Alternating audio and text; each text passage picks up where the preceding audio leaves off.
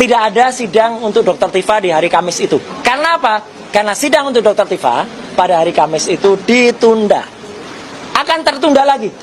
Kenapa? Kenapa? Karena itulah nama pejuang yang kami akhirnya berdua kita sama-sama melaksanakan pra-peradilan. Dan pra-peradilan jangan menjadi modus untuk menghindari pokok perkara. Tersandra dalam kasus ini gara-gara penelitian mereka, yang mereka hanya bisa meneliti tapi tidak memasuk pokok perkara dan membuktikan penelitian mereka. Kita sama saja dicerumuskan oleh penelitian mereka, sementara mereka buang badan atas penelitian yang selama ini mereka pasarkan kepada seluruh rakyat. Dikatakan ijazah Jokowi palsu. Yang memalsukan siapa? Apakah Pak Jokowi yang memalsukan? Kalau Pak Jokowi dituduh memalsukan, di mana dipalsukan? Oleh siapa? Ya, di mana? Ini yang harus ditindaklanjuti oleh semua penuding-penuding palsu-palsu ini. Guys, balik lagi bersama Akbar CK. Tifa akhirnya ikuti langkah Roy Suryo mengajukan pra-peradilan. Itu artinya apa? Tidak akan ada sidang pada tanggal 6. Sidang pokok perkara. Terbukti kalau Roy Suryo dan Tifalah sebetulnya yang menghindari persidangan. Mereka keluar-keluar minta Pak Jokowi hadir ke persidangan. Bagaimana Pak Jokowi bisa hadir ke persidangan kalau Roy Suryo dan Tifa sendirilah yang menunda persidangan pokok perkara. Jadi para pendukung Roy dan Tifa tuh lihat yang kalian dukung. Yang kalian dukunglah sebetulnya tidak mau ya Pak Jokowi hadir di persidangan. Atas petunjuk dari Allah Subhanahu wa taala dan atas ridho dari beliau dan juga atas restu dari teman semua dan hasil istikharah beliau, alhamdulillahnya tidak ada sidang untuk Dr. Tifa di hari Kamis itu.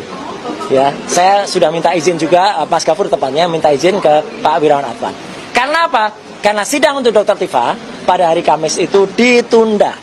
Ditunda sebenarnya penundaannya adalah sampai dengan hari Kamis minggu depannya. Tapi saya berani yakin akan tertunda lagi. Kenapa?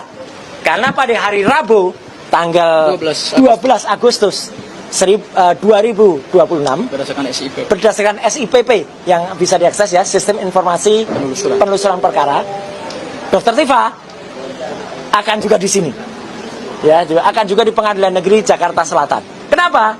Karena itulah nama pejuang yang kami akhirnya berdua kita sama-sama melaksanakan pra-peradilan. Pasti sidang pokok perkaranya tidak akan berjalan Kamis besok atau Kamis minggu depan, harus menunggu sesuai dengan kitab undang-undang hukum acara pidana yang baru. Kalau benar-benar ada penelitian, ayo buktikan penelitiannya. Kalau benar-benar ada hasil kajian, ayo buktikan kajiannya. Jangan menipu rakyat dengan narasi seolah-olah ada penelitian. Setelah seluruh rakyat terkesima ikut dalam proses untuk meyakini ijazah itu, seolah juga menantang untuk diadili di perkara persidangan, tetapi gembok pintu rumah. Eksepsi itu kan hakikatnya mengunci agar tidak bisa masuk pokok perkara. Di mana kepenelitiannya? Di mana? Gitu. Jadi sidang ini selesai dengan saya selesai. Yang satunya begitu, Bapak saya tunggu, kita akan buktikan, sudah siap nggak? Ada mayoritas bukti akan saya tanyakan satu persatu. Tapi pagar rumahnya digembok. Tidak bisa loncat ya. Jadi hari ini siapa yang mau pesta tentang kemenangan individu tertentu, iya dia lepas. Tapi ini bukan kemenangan rakyat, justru kita tersandra dalam kasus ini gara-gara penelitian mereka, yang mereka hanya bisa meneliti tapi tidak memasuk pokok perkara dan membuktikan penelitian mereka. Kita sama saja dicerumuskan oleh penelitian mereka, sementara mereka buang badan atas penelitian yang selama ini mereka pasarkan kepada seluruh rakyat. Karena itu kita harus masukkan masalah ini ke pokok perkara. Hukum harus ditegakkan. Jaksa, perbaiki dakwaanmu, masuk lagi persidangan, dan pra-peradilan jangan menjadi modus untuk menghindari pokok perkara.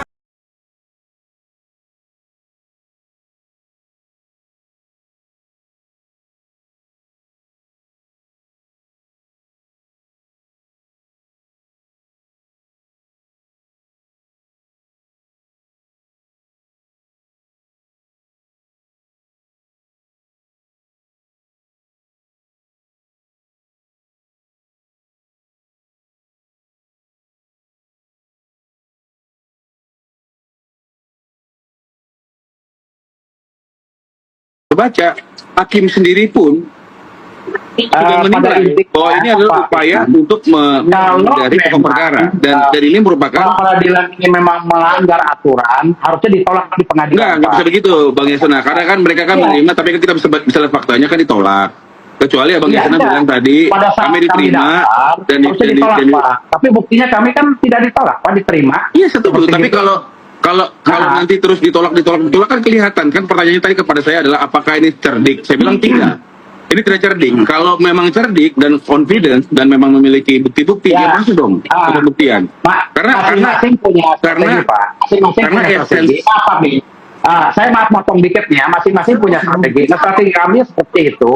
Kami juga bisa melakukan pra-peradilan secara semuanya, keseluruhan. Semua bisa. Tapi kami juga melakukan pra-peradilan dengan ikhlas. Itu tidak melanggar aturan. Selama itu memang tidak melanggar aturan, tidak ditolak, ya kami lakukan. Karena itu diberikan kesempatan. Nah, kalau memang Pak Firman tadi mengatakan harus digabung satu-satu, ya silakan. Itu kan pendapat Bapak. Kami melaksanakan apa yang menjadi hak-hak kami. Itulah pendapat kami, itulah strategi kami.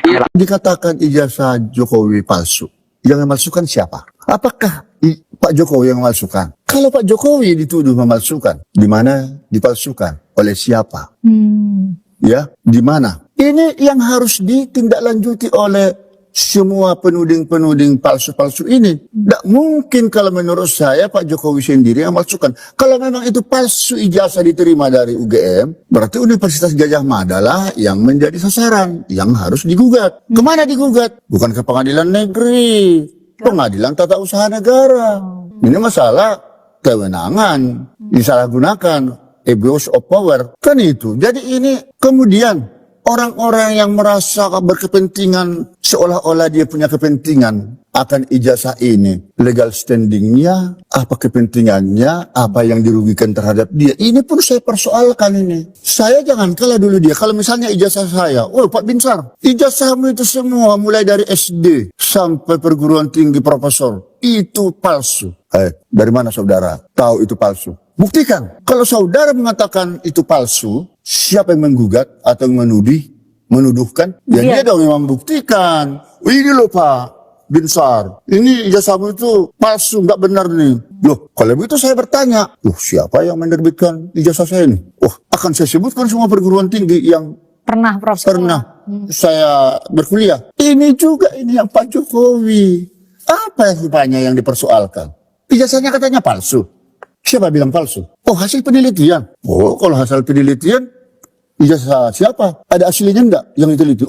Tidak, hanya fotokopi. Loh, kok dibilang palsu? Kalau memang benar palsu, Pak Jokowi juga bisa menuntut Gajah Mada. Kenapa ijazahku palsu? Tapi kalau sampai diteliti semua KRS-nya lah, KHS-nya lah, ini sampai melebar saya lihat ijazah SD, SMP. Ini juga nggak digugat, nggak diminta masalah menunjukkan ijazah SD, SMP, SMA. Ngapain? Ini persoalan kan objek perkaranya ijazah sarjana di UGM. Kan hanya itu. Semakin melebar saya pikir. Konstruksinya ya. Iya, jadi menurut saya tidak perlu. Sepanjang belum pernah ada gugatan yang menyatakan bahwa ijazah Pak Jokowi palsu atau tidak, belum ada putusan pengadilan yang menyatakan itu palsu atau tidak, tak perlu Pak Jokowi untuk menunjukkan ijazahnya itu. Hak privasi. Meskipun narasi yang selama ini disampaikan karena beliau pernah menjadi Presiden Republik Indonesia, maka punya kewajiban seperti layaknya penyelenggara negara. Kenapa bukan pada waktu dia presiden? Ditanyain. 20 tahun beliau menjadi pejabat publik ya. Pejabat publik, mulai dari wali kota di Solo, 5 tahun ya, gubernur DKI, katakan 5 tahun, 2 periode menjadi presiden RI di ibu kota. Lah, pembangunan negara kita ini, kitalah yang tahu semua. Ini saya akhirnya jadi berpikir dengan tanpa ada bukti yang pasti atau yang konkret, tanpa disadari oleh orang-orang pencemooh ini, elektabilitas daripada Pak Jokowi ratingnya naik. Jadi menarik kan? Jadi menarik. Disitulah orang tidak tahu apa sesungguhnya polemik ini semua. Yang diuntungkan di sini jadi siapa? Coba berpikir sendiri, pemirsa. Karena itu saya minta tanpa ada bukti fakta fakta yang dapat diyakini, jangan pernah menjolimi, ya, merusak nama baik seseorang, karena akhirnya dia sendiri yang jadi tertimpa musibah itu nanti. Bahkan dia justru mengangkat orang yang tidak pernah terbukti bersalah itu. Ya, jadi nama Pak Jokowi saya lihat jadi cemerlang. Termasuk kita bahas pada saat hari ini ya. Ya, termasuk PSI-nya mungkin kan. Jadi strategi ini jadi seolah-olah Pak Jokowi yang membuat, padahal bukan. Publik yang mempropagandakan beliau. Wah, ini mikiran saya jadi panjang sampai ke sana gitu loh. Walaupun ada tujuannya mau menjatuhkan beliau. Ada, ya, karena anaknya wakil presiden. Semua memang, tapi tidak tahu dibalik daripada itu. Ya ampun. Palsu, anak yang pertama jadi wapres pelangak plongo. Sekarang si mulut ember, pendukungnya Abah, ya, berteman dengan Opi Bule. Ini kan mulut perempuan satu ini, ya, kayak mulut tampah, menghina, ya, wakil presiden, kayak dia cantik aja. Habis itu ya dia kepanasan, karena kan Kaisang katanya mau maju di Pileg 2029, jadi dia yang kepanasan. Kata si mulut ember satu ini, ya, ini emang ulah satu keluarga, nggak ada habis-habisnya. Kau ngapain ngurusin ya urusannya Pak Jokowi dan keluarganya? Kau urusin aja urusan kau sendiri. Terus kata dia kan bapaknya ijazah palsu. Mulut ember, ada bukti nggak kau? Bahwasanya Pak Jokowi ijazah palsu. Hari gini kau bicara ijazah Pak Jokowi palsu. Bodoh, dan kau pelihara kau. Ya, orang udah jadi wali kota, gubernur, presiden, nggak mungkin ijazahnya palsu. Muncul foto kau jaga. Perempuan kok kerjanya hanya ya memfitnah. Gak malu kau pada diri kau sendiri, masih muda, tapi mulut kau gak bisa kau jaga. Jangan karena kebencian kau, ya, Abah kau tuh kalah di Pilpres, lantas kau memfitnah Pak Jokowi. Kau yang punya ijazah asli, ya, jadi apa kau sekarang? Hanya sampah masyarakat. Kata dia, anaknya yang pertama jadi wapres pelangak plongo. Berkaca diri kau. Kau pikir cantik kali kau? Kurang kaca di rumah kau, ke mall kau, berkaca kau. Ikan baung kayak kau gini merasa paling cantik, ya kan? Berbicara seolah-olah, ya kan, kau tuh paling hebatnya dengan mengatakan wapres itu pelangak plongo. Kalaupun kau bilang dia pelangak plongo, dia wakil presiden. Kau yang perasaan cantik itu jadi apa kau? Kata dia kan, sekarang si tukang pisang lagi nih mau maju DPR RI 2029. Iya, masalah kau di mana? Kalau seandainya si tukang pisang Kaisang maju di Pileg 2029, apa urusannya sama kau? Dia bilang kan, Kang Pisang, kata dia, outlet lu aja semua rugi. Kalau rugi bisnisnya Kaisang, ya bukan urusan kau. Memangnya pakai uang bapak kau? Kan enggak. Tutup, kata dia, lu lagi mau ngurus negara. Kau itu, ya, nggak usah sibuk kali mengurusi keluarga Pak Jokowi. Kau urus aja keluarga kau. Perempuan nggak tahu malu kayak kau gini, hanya bisa memfitnah, merendahkan orang lain, sementara tidak pernah berkaca diri. Ya, kau itu bukan siapa-siapa di negara Republik Indonesia ini, hanya sampah masyarakat. Dan kau juga coba berkaca, muka kau tuh pun, ya kan, lebih parah daripada pelangak plongo. Ini lagi pemilihnya katanya, kalau masih milih ya, maksudnya kalau kita masih milih Kaisang, lu juga sakit jiwa namanya. Yang sakit jiwa tuh kau menanamkan kebencian. Orang yang punya penyakit, ya, menanamkan kebencian, itu orang yang sudah terkena gangguan jiwa. Jadi kalau pemilih nanti yang memilih Kaisang itu bukan orang yang terkena gangguan jiwa. Kau itu yang sudah terkena gangguan jiwa. Karena apa? Karena kebencian. Dia bilang kan, dia usaha kecilnya aja itu rugi. Untung rugi, ya, orang menjalankan bisnis itu biasa. Nampak kali kau kucing kurap, ya, ikan baung. Bisnis itu biasa, untung rugi, ya. Terus kata dia kan, makanya tutup. Kan masih ada yang buka, ya. Kalau ditutup, orang berbisnis, berjualan, ya, tidak ada customer, otomatis outletnya ditutup, bengak.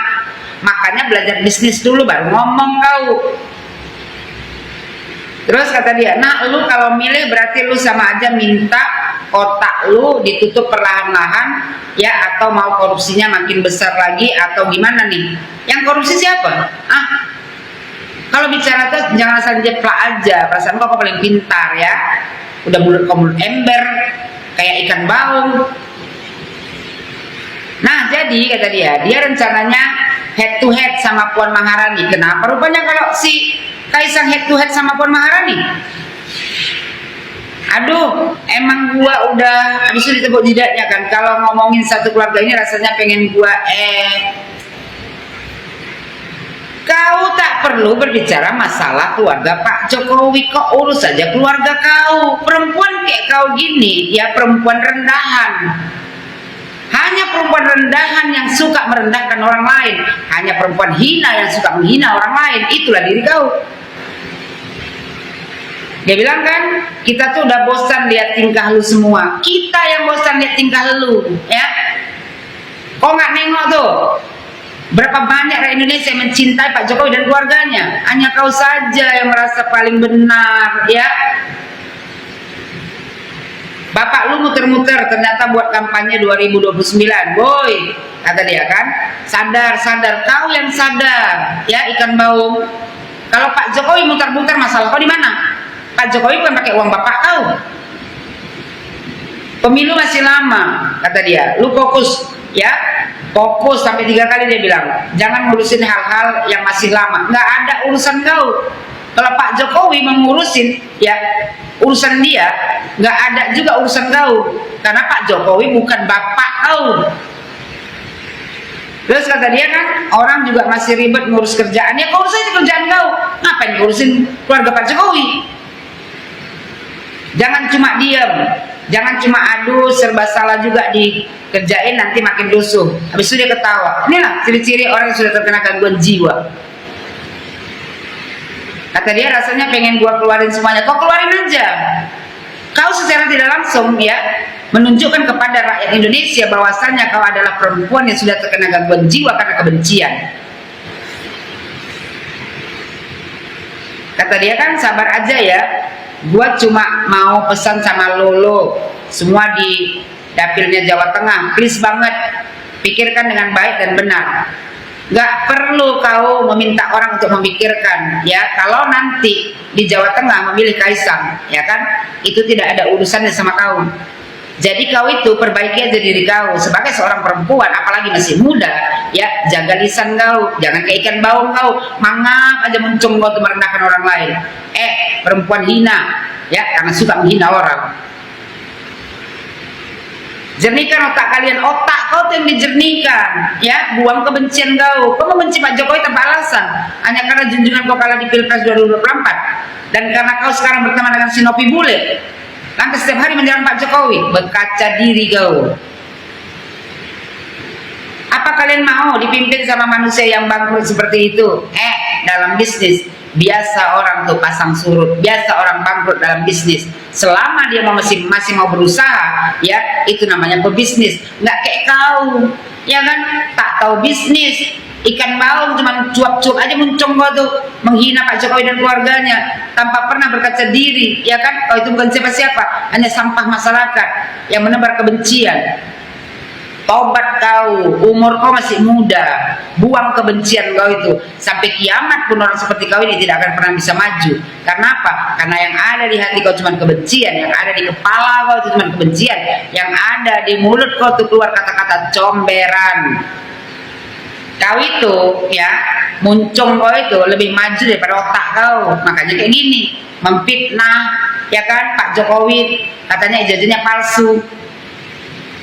Habis itu bilang Gibran pelangap-longo tanpa pernah berkaca diri. Mukanya itu ya yang merasa paling cantik sedunia. Gak sadar kau kayak ikan baung.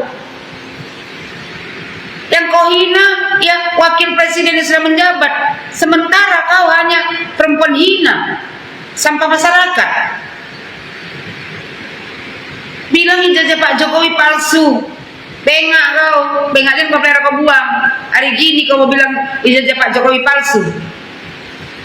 Kurang jauh pengopinya, ya. Kalau jadi anak muda itu kayak kau gini masih muda ya kan. Orang harusnya berpikiran maju. Tuh, Berbicara bisnis kau sendiri kau urus, bukan bisnis orang lain. Ini manusia kayak kau gini, cocoknya kau ini dimuseumkan. Dengan muncung kau aja kan tiap hari keluar-keluar. Sama tuh dengan Nopi Bule, kawan kau itu cocok kau memang berkawan dengan Nopi Bule karena kau sekolah. Sama-sama perempuan yang sudah terkena gangguan jiwa karena kebencian. Mau jadi apa kau perempuan setiap hari merendahkan orang? Yang kau rendahkan wakil presiden, yang kau fitnah mantan presiden terbaik di negara Republik Indonesia ini. Kaisang itu mau kau rendahkan. Ya, dia ketum dari partai. Sementara kau sendiri siapa?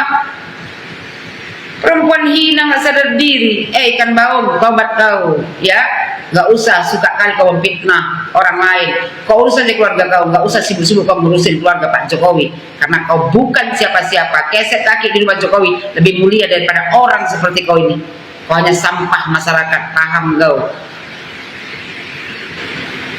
Nah, inilah video kita kali ini. Silahkan di komentar kalian di kolom komentar. Bukti bahwa Roy dan Tifa lah sebetulnya yang menunda ke persidangan, ya, yang tidak ingin berjumpa dengan Pak Jokowi di persidangan. Mereka selama ini berkoar-koar minta Pak Jokowi itu hadir, ya. Pak Jokowi itu takut katanya ke persidangan. Ternyata mereka sendirilah yang takut untuk bertemu dengan Pak Jokowi di persidangan. Mereka terus-terusan mengulur waktu, ya, agar tidak masuk ke pokok perkara. Jadi bagi para pendukung Roy dan Tifa, tuh lihat yang kalian dukung. Yang kalian dukunglah biang kerok kasus ini tidak selesai-selesai sampai dengan saat ini. Saya Akbar CK undur diri, jumpa lagi di next video. Assalamualaikum, bye-bye.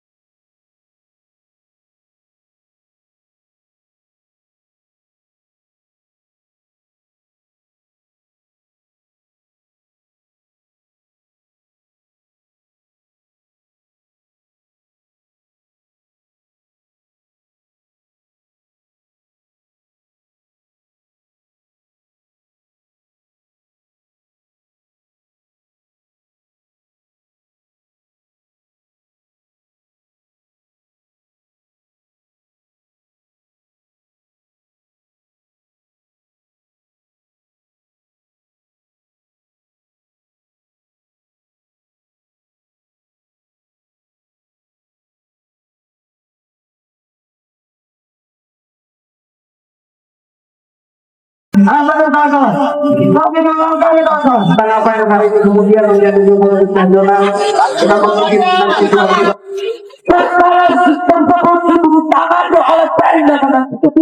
Kami menuntut untuk pengadilan negeri Jakarta Timur segera melakukan persidangan Roy Suryo. Dan yang kedua, kita meminta untuk evaluasi dan menyidik pengadilan negeri Jakarta Timur. Mungkin itu tanggung jawab kami pada saat ini.